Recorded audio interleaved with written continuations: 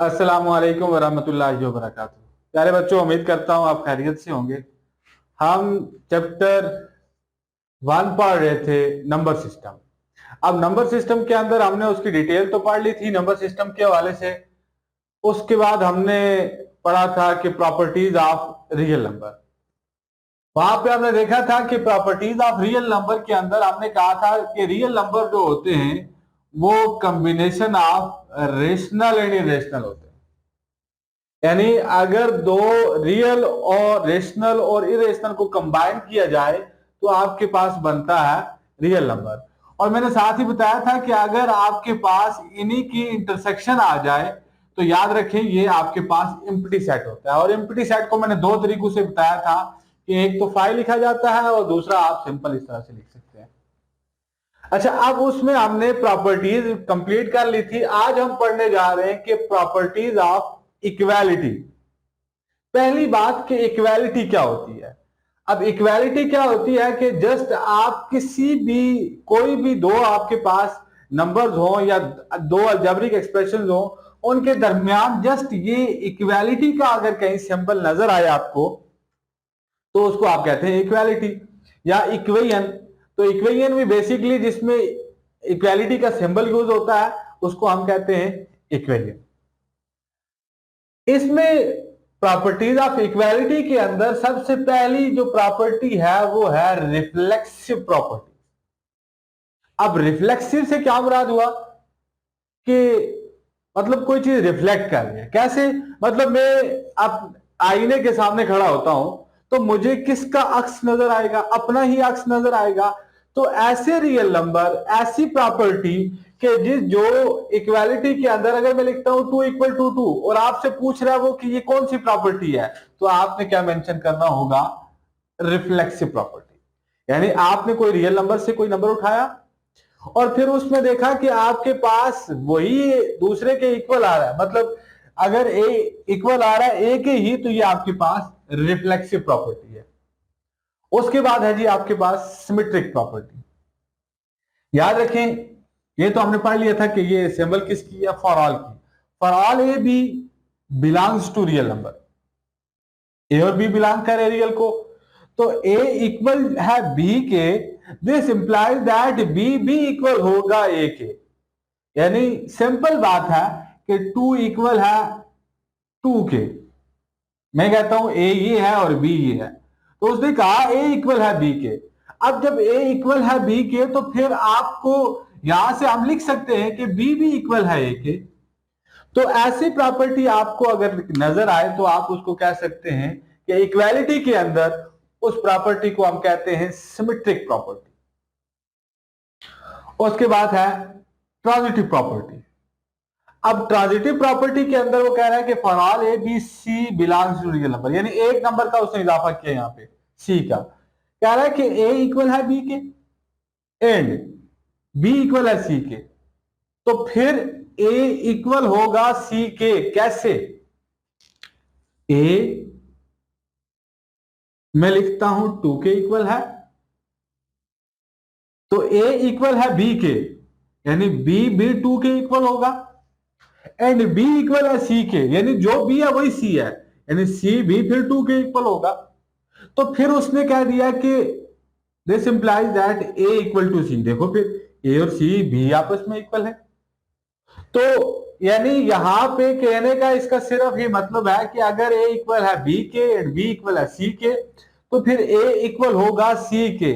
जब भी आपको एग्जाम के अंदर इस तरह की प्रॉपर्टी नजर आए तो फिर वहां पे आपने मेंशन किसको करना है? Transitive property. किसके अंदर? इक्वालिटी के अंदर। आ गया जी एडिटिव प्रॉपर्टी। एडिटिव प्रॉपर्टी के अंदर क्या लिखा है कि for all A B C belongs to real number, A equal to B. अब ए इक्वल है बी के, फिर वही बात, ए भी 2 के इक्वल है, बी भी 2 के इक्वल है।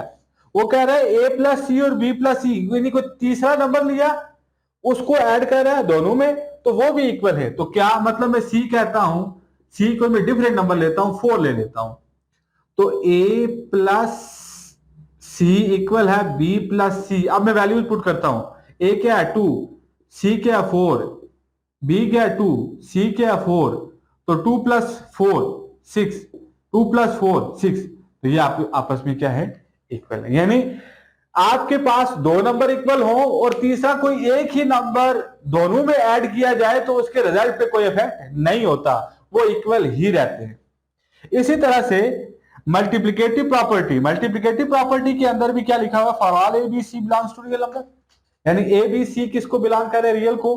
तो ए इक्वल है बी के, ए इक्वल है बी के, तो फिर A dot C B equal होगा बी डॉट सी के। कैसे, अगेन वही बात, ए इक्वल है 2 के, बी इक्वल है 2 के, सी में वही क्या देता हूं 4, तो फिर आप जस्ट मल्टीप्लीकेशन है, तो 2.4 इक्वल टू 2.4, तो ये आपके पास 8 इक्वल टू 8। यानी बिल्कुल सिंपल सी बातें हैं, आपने सिर्फ और सिर्फ इन प्रॉपर्टीज के नाम याद रखने और किस तरह से इनको ऐड और सब्ट्रैक्ट किया जा रहा है उसको गौर से देखना होगा। नेक्स्ट है आपके पास cancellation properties with respect to addition. अब इसके अंदर देखें तो कह रहा है for all A B belongs to real number, A plus C equal है बी प्लस सी के।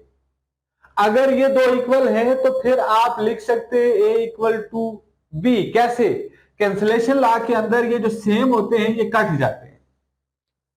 बिल्कुल आप इसको सैंपल वे में भी देख सकते हैं, कि सैंपल वे में कैसे देख सकते हैं इसको आप,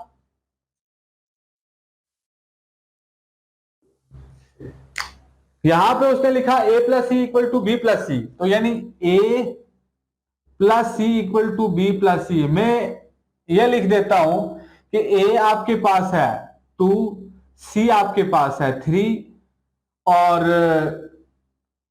भी आपके पास है 2, और यहां पे आप लिख सकते हैं सी जो यहां पे दिया होगा, तो ये आपके पास सेम है। तो जब सेम है ये, तो आपके पास ये और ये काट जाएगा, तो आपके पास क्या बचेगा, ए इक्वल टू सी। या आप यहां पे मैंने ए और बी दोनों सेम रखे हैं, आप ये डिफरेंट भी रख सकते हैं, ये मैं 4 रख देता हूं। तो यहां पे आपके पास जो बचेगा, मतलब ए प्लस सी इक्वल है बी प्लस सी के, तो आप यहां पे कैंसिलेशन लॉ के अंदर देखो इस 3 को आप इधर ला सकते हो, तो यानी यहां पे लिख सकते हैं 2 + 3 - 3 इक्वल टू 4, ये और ये काट जाएगा 2 इक्वल टू 4। ये इक्वल तो नहीं है, लेकिन आपके पास ये कैंसिलेशन लॉ के अंदर आप जो सेम होते हैं उनको काट सकते हैं और जो बाकी बचेगा वो आपके पास ही आएगा। अब इसी तरह से cancellation properties with respect to multiplication. अब मल्टीप्लिकेशन में भी ए डॉट सी इक्वल है बी डॉट सी के, तो ये आपके पास सी इधर मल्टीप्लाई हो रहा है, इधर आके डिवाइड हो जाएगा, कट जाएगा, 1 होगा। और 1 मैंने आपको बताया कि 1 क्या है, एक मल्टीप्लिकेटिव आइडेंटिटी है, तो ये आपके पास कैंसिल होके कैंसिलेशन लॉ में ए इक्वल टू बी। तो यानी याद रखना है कि सी 0 नहीं होना चाहिए। सी 0 क्यों नहीं होना चाहिए, देखो मैं जब इसको इधर डिवाइड करता हूं तो डिनोमिनेटर में 0, तो डिनोमिनेटर में जब 0 आ गया तो फंक्शन क्या हो जाएगा, अनडिफाइंड हो जाएगा। ये आ गई आपके पास properties of inequality, sorry equality. अब हम पढ़ने जा रहे हैं प्रॉपर्टीज ऑफ इनइक्वालिटी। अब इससे पहले हमने इक्वालिटी के लिए पढ़ा कि उसमें आपके पास क्या क्या प्रॉपर्टीज आ रही है। अब हम इनइक्वालिटी के लिए देखेंगे कि क्या क्या पॉसिबिलिटीज हो सकती हैं कोई से 2 रियल नंबर या 3 रियल नंबर्स के अंदर। तो यहां पे देखिए उसने कहा है कि for all A B belongs to real number either. अब वो कह रहा है कि इन 2 रियल नंबर के दरमियान क्या क्या कंडीशंस हो सकती हैं। Either A equal to B, यानी ए इक्वल हो सकता है बी के, और A is greater than B, या ए बड़ा हो सकता है बी से, और A is less than B, या ए लेस हो सकता है बी से। यानी कोई से 2 नंबर के दरमियान यही आपके पास 3 कंडीशन पॉसिबल हो सकती हैं। जब भी आपके पास इस तरह की प्रॉपर्टी आए तो उसको आपने क्या मेंशन करना है, ट्राइकोटोमी प्रॉपर्टी। इसको आप प्रोनाउंसिएट कर सकते हैं ट्रिचोटोमी या ट्राइकोटोमी, कोई एक बोल सकते हैं। आगे जी ट्रांजिटिव प्रॉपर्टी। अब ट्रांजिटिव प्रॉपर्टी हमने इक्वालिटी के अंदर भी देखी थी और अब इसमें भी देख रहे हैं इनइक्वालिटी के अंदर। तो यहां पे कह रहा है कि for all A B C belongs to real number, A is greater than B and B is greater than C, then यानी ए अगर बड़ा है बी से और बी बड़ा है सी से, तो फिर ए बड़ा होगा किससे? सी से। कैसे? मैं लिखता हूं A equal to 3, B equal to 2, यानी A is greater than B. 3 greater है किससे? 2 से। और फिर कह रहा है B is greater than C, यानी बी बड़ा है किससे? सी से। तो मैं क्या लिख सकता हूं? मैं सी लिख देता हूं 1। अब देखिए B is greater than C, यानी 2 इज ग्रेटर देन 1। बी क्या है? 2 है, तो 2 इज ग्रेटर देन 1। तो अब वो कह रहा है कि अगर ऐसी कंडीशन है तो फिर ए ग्रेटर होगा किससे? सी से। तो ए क्या है? 3, तो 3 इज ग्रेटर देन सी, तो सी क्या है? 1। ये आपके पास आ गई ग्रेटर के लिए। इसी तरह से आपके पास लेस के लिए भी है, यानी A is less than B and B is less than C, तो फिर ए भी लेस होगा किससे? सी से। यानी इसी को उल्टा ले तो आपके पास ये वाली कंडीशन बन जाती है। अब देखें आगे आपके पास आता है एडिटिव प्रॉपर्टी। कह रहा for all A B C belongs and D belongs to real number, यानी अब वो 3 नंबर ले रहा है, उसमें पहली कंडीशन एडिशन के लिहाज से बात कर रहे हैं, A is greater than B. अब वो कह रहा है कि A plus C is greater than B plus C, यानी ए आपके पास ग्रेटर है बी से। मैं लिखता हूं 3 इज ग्रेटर देन 2। ये ए आ गया, ये बी आ गया, यानी A is greater than B. अब वो कह रहा है कि ए प्लस सी, अब वो कोई एक नंबर इसमें ऐड कर रहा है, तो वो ये कह रहा है कि इस इनइक्वालिटी पे कोई इफेक्ट नहीं हो रहा। यानी मैं लिखता हूं सी में क्या देता हूं, सी 1 है, तो 3 plus 1 is greater then 2 plus 1, यानी कि 4 इज ग्रेटर देन 3। देखें आपके पास एक इनइक्वालिटी पे कोई इफेक्ट नहीं हुआ, यानी 4 ग्रेटर ही है 3 से। अब उसने लिखा कि a is greater then b and c is greater then d, तो आप लिख सकते हैं इसमें कि a c, a प्लस सी, इसको और इसको ऐड कर दें, इसको और इसको ऐड कर दें, तो ये आपके पास ये भी इस पे भी इनइक्वालिटी फेल नहीं होती। इसके बाद है आपके पास मल्टीप्लिकेटिव प्रॉपर्टी, यानी एडिटिव प्रॉपर्टी भी देख ली, इसी तरह की है मल्टीप्लिकेटिव प्रॉपर्टी भी, लेकिन उसमें याद रखना है क्योंकि मल्टीप्लिकेशन है तो लेस और ग्रेटर का खास ख्याल रखना है आपने। कैसे? अब यहां पे देखें for all A B belongs to real number and C is greater than 0, यानी आपने जो सी पे कंडीशन यूज करनी है उस पे ही इनइक्वालिटी इफेक्ट करेगी।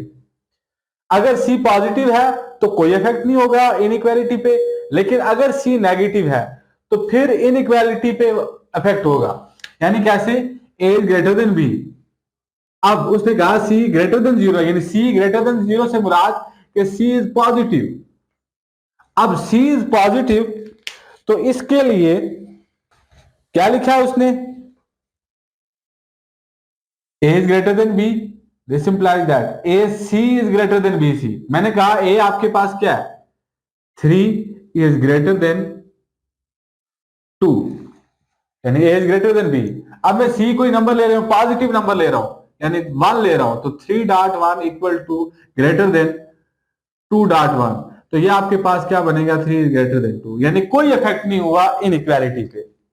इसी तरह से लेस के लिए भी देखें तो A is less than B, तो सी क्योंकि पॉजिटिव है तो इस पे भी इनइक्वालिटी चेंज नहीं होगी। अब यहां पे देखें तो वही कंडीशन लिखी, लेकिन एक बात एक्स्ट्रा लिख दी, सी इज लेस देन 0, यानी सी इज लेस देन 0 से मुराद क्या होगा कि सी इज नेगेटिव। अब सी इज नेगेटिव तो यानी क्या होगा? इनइक्वालिटी चेंज हो जाएगी, A is greater than B, this implies that A C is less than A B C. कैसे हुआ ये? कि मैं लिखता हूं कि 3 इज ग्रेटर देन 2, वही कंडीशन लगाई जो मैंने ये लिखी थी, लेकिन यहां पे कह रहा सी इज नेगेटिव। अब सी इज नेगेटिव तो मैं लिख सकता हूं 3 इंटू, मैं सी मेंशन कर देता हूं -1, नेगेटिव है। अब क्या होगा? 3 इंटू -1, तो ये जब इसे मल्टीप्लाई करेंगे तो -3 क्या होगा? -3 जो होगा वो लेस होगा -2 से, यानी जब दोनों तरफ माइनस से मल्टीप्लाई करेंगे तो ये इनइक्वालिटी चेंज हो जाएगी, यानी ग्रेटर है तो लेस में चेंज हो जाएगी, ग्रेटर है तो लेस में चेंज हो जाएगी, लेस है तो ग्रेटर में चेंज हो जाएगी। और फिर अगर आपके पास 4 वैल्यूज हो जाए और सारी पॉजिटिव हो, तो A is greater than B and C is greater than D, तो फिर वही कंडीशन जो हमने प्लस में ली थी, A C is greater than B D. तो ये था आज का लेक्चर। इसमें हमने प्रॉपर्टीज ऑफ इक्वालिटी को और इनइक्वालिटी को देखा। इंशाल्लाह नेक्स्ट हम एक्सरसाइज की तरफ मूव करेंगे। तब तक के लिए अल्लाह हाफिज।